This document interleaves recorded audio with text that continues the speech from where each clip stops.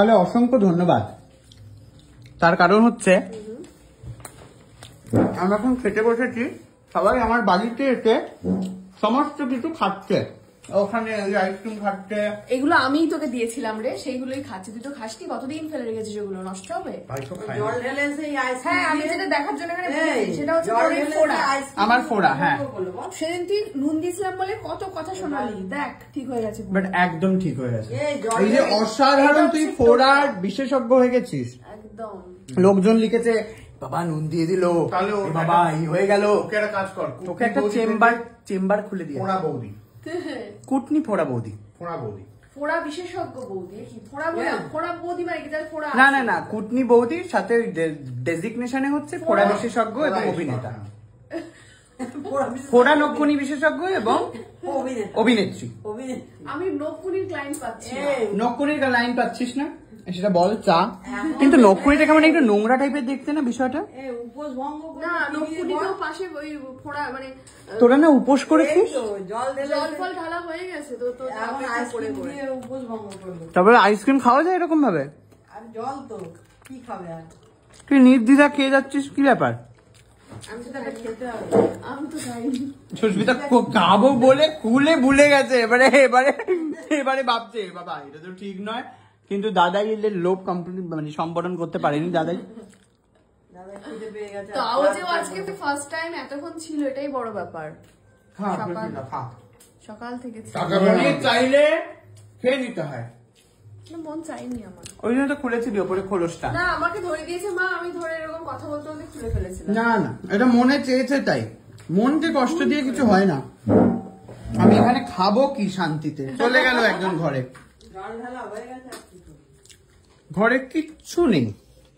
মা একটা বাজে চাদর পেটেছো মেয়ের মেরে? না ভালোই লাগছে অবশ্য, হলুদ চাদর।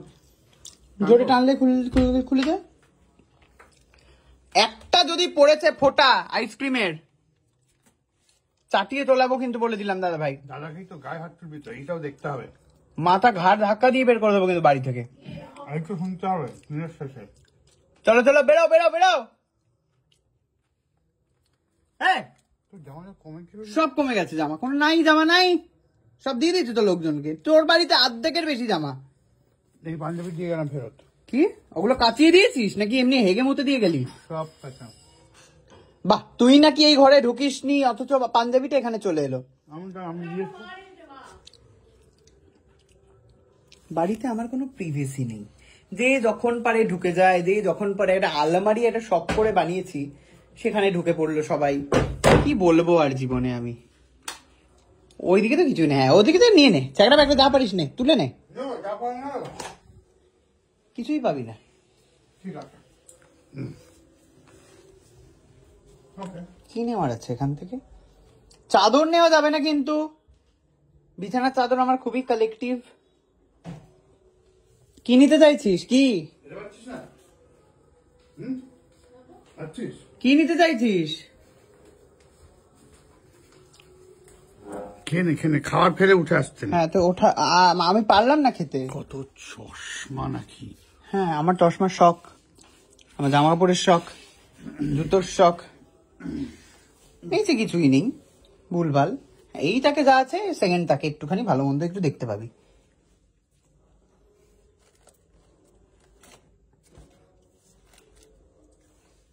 দাঁড়িয়ে আছিস কেন? দেখছি তুই কি ঘাটছিস কেন? পা জামা ওটা ভাই, ছাড়, এখানে কিছুই নেই নেওয়ার মতো। হ্যাঁ, কালো পাঞ্জাবি নিলে নে, পরে বেঁচে থাক।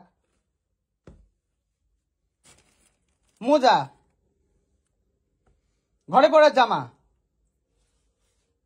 হাফ প্যান্ট, স্যান্ডো গেঞ্জি নতুন আছে না, হাগামোতা রয়েছে।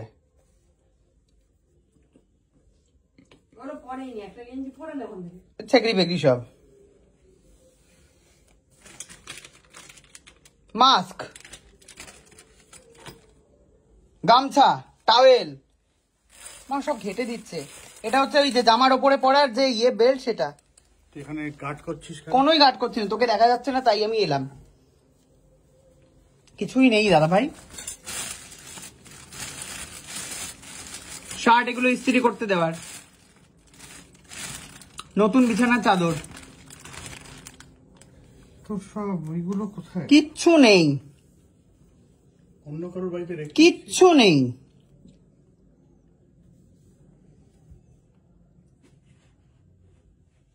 চলো চলো, বেরো বেরো বেরো, বন্ধ করো।